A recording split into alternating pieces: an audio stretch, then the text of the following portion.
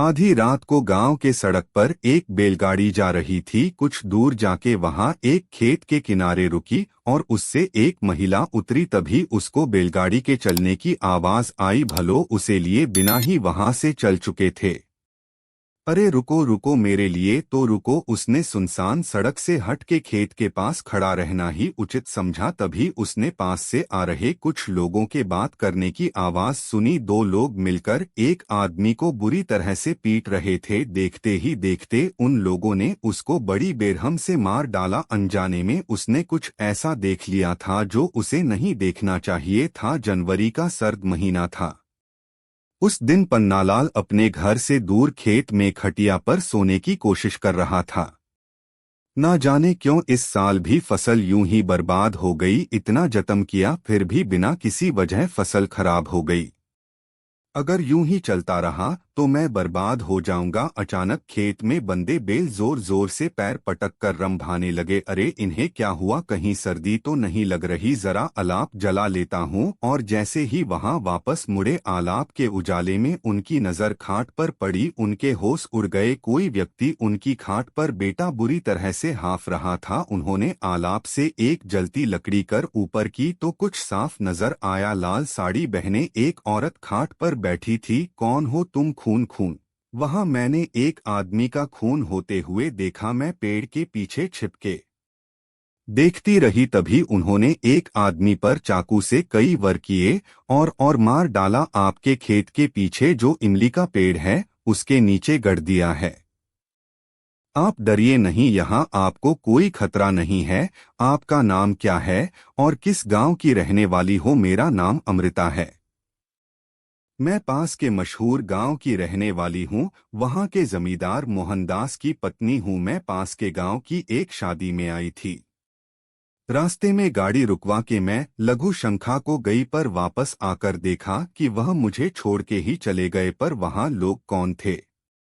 तीन लोग थे, जिसमें से एक लंगड़ा बैसाखी लेकर चल रहा था। दूसरे को वह बुला रही थी और जिसका खून हुआ उसको सुरेश बोल रहे थे। अरे वहां तो बड़ी खतरनाक मालूम पड़ते हैं। कल सुबह मैं आपके साथ पुलिस स्टेशन चलूंगा। आप तब तक उस कुटिया में आराम से सो जाइए। मैं यहीं घाट पे से खेत की मिजानी करूंगा। बहुत रात हो गई थी। पन्नालाल के आश्वासन को मानते हुए वह युवती उस कुटिया में सोने चली गई। पन्नालाल की भी जल्द ही आग लग गई। सूरज सर पर छड़ाया था। पन्नालाल आंख मलते हुए था और कुटिया की ओर निकल पड़ा। बड़ी देर तक सोता रहिया पर अंदर कोई नहीं था। आचार्य से इधर उधर देगा पर कोई नहीं मिला। कमाल है, आखिर वहां औरत गई तो गई कहाँ? उसने बताया था कि कल कुछ लोगों ने एक आदमी को मारकर वहीं इमली के पेड़ के नीचे दफना दिया था। मुझे पुलिस में खबर करनी चाहिए। कुछ देर बाद वहां इंस्पेक्टर अमित के केबिन में बैठा हुआ था। तो तुम यह कह रहे हो कि अमृता नाम की औरत ने तुम्हें इस खून के बारे में बताया? जी साहब। कहाँ है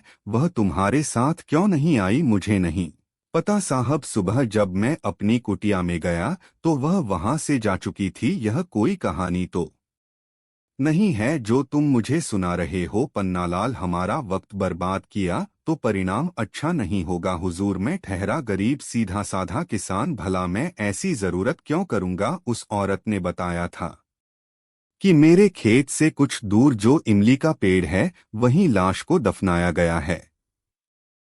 यही बताने में चला आया। अगर तुम्हारी बात सच है तो तुम बच जाओगे, वरना मैं तुम्हें जेल में डाल दूंगा। कल्लू यहाँ यह बोल रहा है, वहाँ जरा आदमी बेचकर खुदाई शुरू करो। जी साहब। पन्नालाल के बताए हुए जगह पर कल्लू और अन्य पुलिसकर्मी खुदाई का काम चालू करवाया। पता नहीं कहाँ से जा पन्नालाल सुबह सुबह आ धमका। मुझे तो लगता है यह सब इसकी मन का कहानी है। काफी वक्त बीत जाने के बाद भी कुछ हाथ नहीं लगा। मेरा शक सही निकला।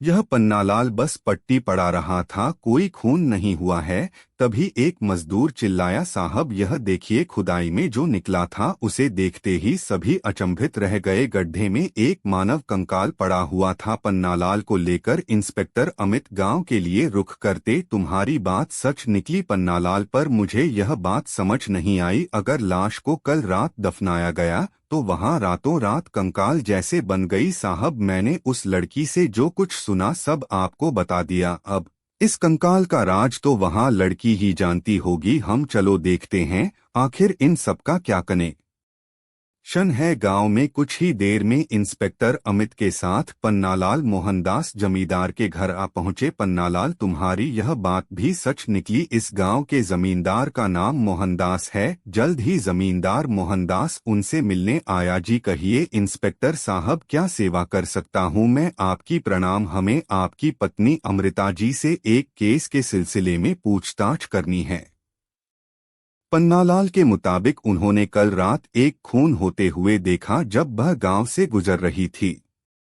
मोहनदास सर पकड़ते हुए, यह क्या कह रहे हैं इंस्पेक्टर साहब? मेरी पत्नी का नाम अमृता नहीं, रीता है, और मैं इन्हें जानता तक नहीं हूं। इनका तो यही कहना है।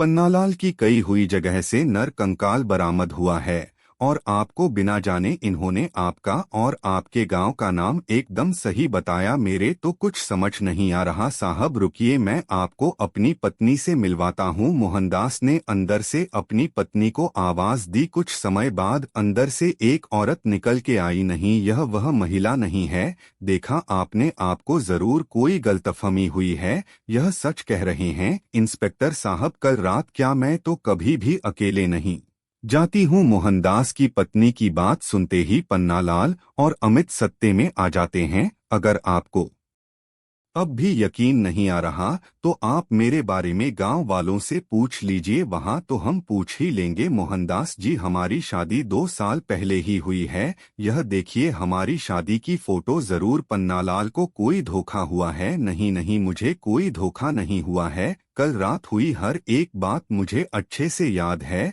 और फिर मेरी बताई जगह पर से वहां कंकाल कैसे निकला? मैं तो इनसे कभी मिला भी नहीं। फिर मैंने इनका नाम और पता कैसे जान लिया?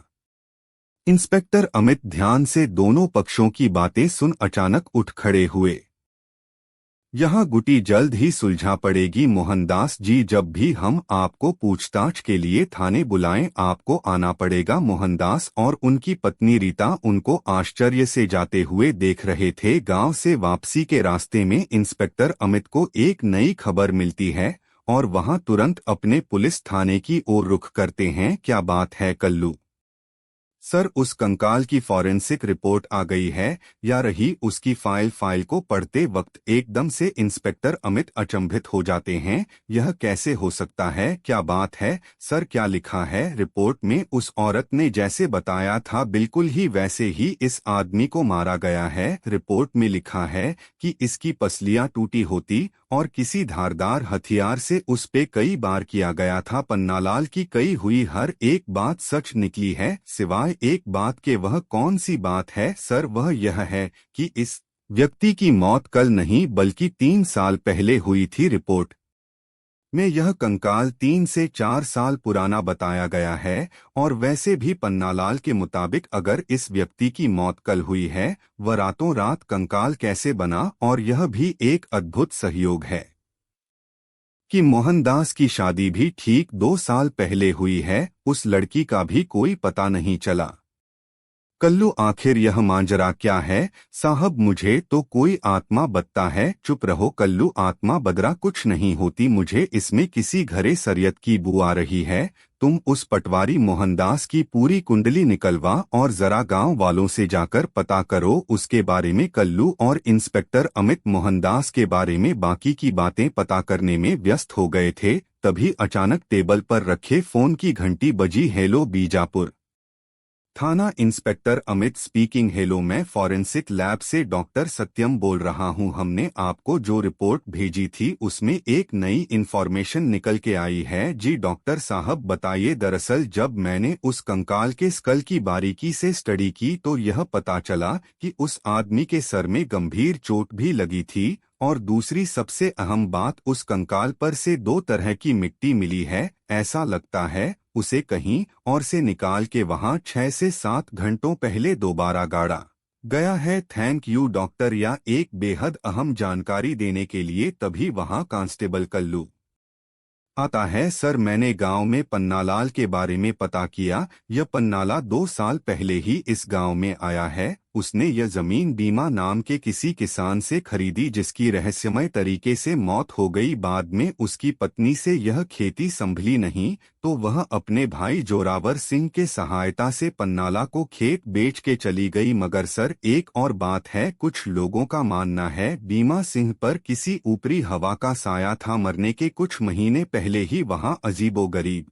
हरकतें करने लगा था। नहीं नहीं, कोई बचाओ। बीमा सिंह को लगता था वह जमीन पर किसी बुरी नजर का साया है। उसे शराब की बहुत बुरी थी, इसलिए कोई उसकी बातों पर विश्वास नहीं करता था। हालांकि कुछ लोगों का मानना है कि उसने खेत से लगे हुए तालाब से कूदकर आत्महत्या की थी। साहब, मैंने आपको बोला था ना, यहाँ जरूर किसी आत्मा का चक्कर है। नॉनसेंस, मैं आत्मा जैसी किसी भी चीज पर यकीन नहीं रखता। तुम सही तरह से पता करो। और हाँ, मुझे बीमा सिंह की फाइल चाहिए। बस एक बार इस अमृता का पता पड़ जाए, सारे सवालों के जवाब मिल जाएंगे। क्या सच में पन्नाला के खेत में किसी बुरी नजर का साया था? कहानी जारी रहेगी। अगर आपको हमारी यह कहानी अच्छी लगी हो तो हमारे चैनल को सब्सक्राइब करें और बेल आइकन को जरूर ऑन करें।